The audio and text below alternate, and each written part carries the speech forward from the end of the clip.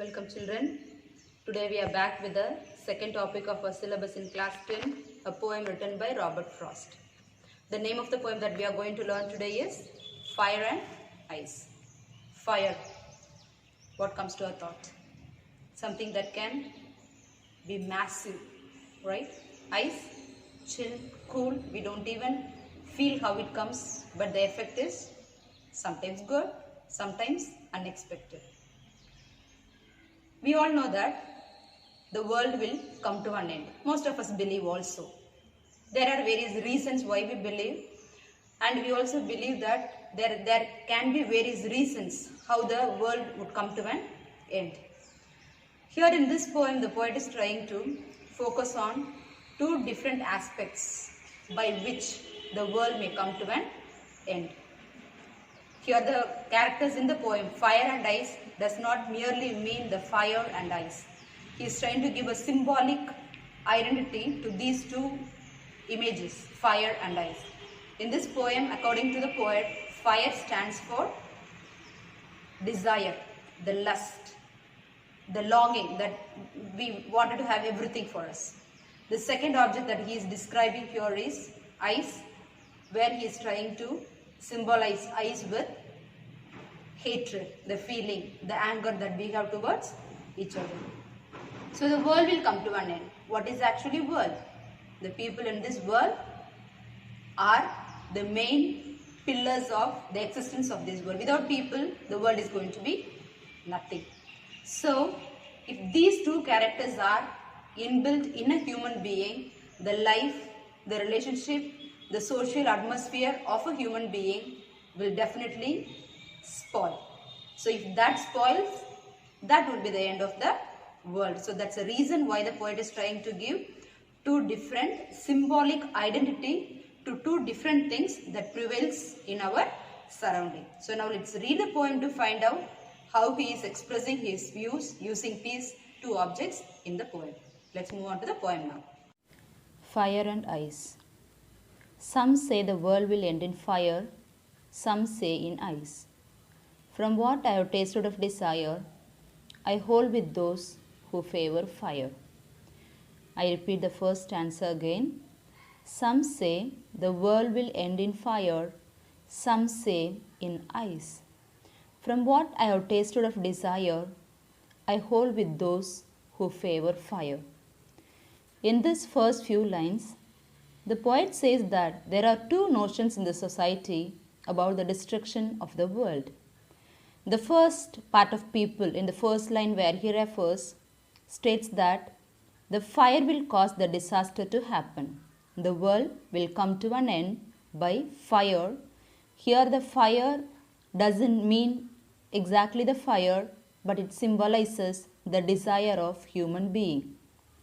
The second line where he states that some say in ice. There are people who believe that the world will come to an end, the disaster will happen due to ice, where the poet symbolizes ice into hatred. And in the third line, he gives another notion of his own understanding. He says that from what he has understood, he supports the people who favor fire. He also believes that the fire, which means desire, can bring disaster to this universe. So the first four lines gives us three different ideas. What one part of people believe, what the other one, and what the poet himself believes. Now coming to the second stanza. But if it had to perish twice, I think I know enough of hate to say that for destruction ice is also great and would suffice. So here he just leaves behind the notion that is accepted by one group of people and even his own self, and comes on to talk about something different than the first stanza. Here he says that if the world has to perish twice, perish means die or destroy two times, he feels and supports that even ice, which is a symbolic word for hate can also be enough, can also be sufficient to destroy the world. He simply considers what might happen if the earth were to be destroyed a second time. He is sure that the second time ice will be right to destroy the earth as nearly and effectively as the fire. He then compares ice with hatred once again and concludes the poem saying that if the world has to exist, if the world has to be in a well-being state, these two objects has to be removed. Here the object doesn't mean exactly fire and ice. It represents the two negative qualities of human being, desire and hatred. If these two negative values are removed from the life of human being, the world will be a safe place to live. But if it is there is no way where we can live a happy life or safe life on this earth. So now let me tell you the poetic devices that the poet has used in the poem. We have already heard of certain devices, and here the poet has introduced some more devices to us. Let me start with telling you the rhyming scheme of the poem, and we well know how to identify the rhyming scheme. The first line ends with fire, second line ends with ice, third line desire, and fourth line fire. So when you pick up the words to find out the rhyming scheme, it states that A, B, A, A. In the second stanza, the rhyming scheme plays as A, B, A, B, A. So this is the rhyming scheme of the poem. And coming to the first two lines, we can see that a particular phrase is repeated. That is some say, which is repetition. And in the some say, the first letter of both the words are same consonants, where that style is called as alliteration.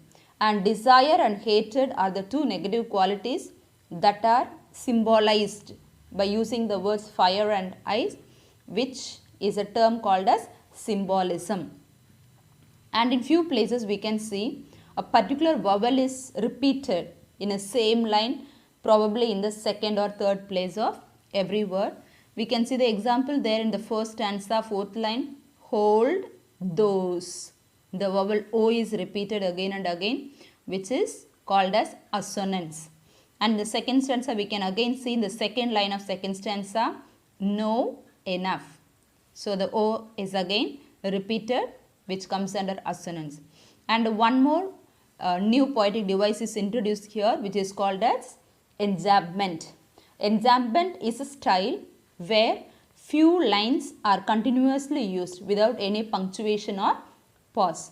That we can see in the second stanza, for second line, third line, fourth line and fifth line. There is no pause, no punctuation. Only at the end of the last line there is a full stop. This style of using the words continuously a few lines together without those are called as enjambment. Coming to another, the overall style, which is called personification. Generally, the human being have the power to destroy anything or to destruct anything.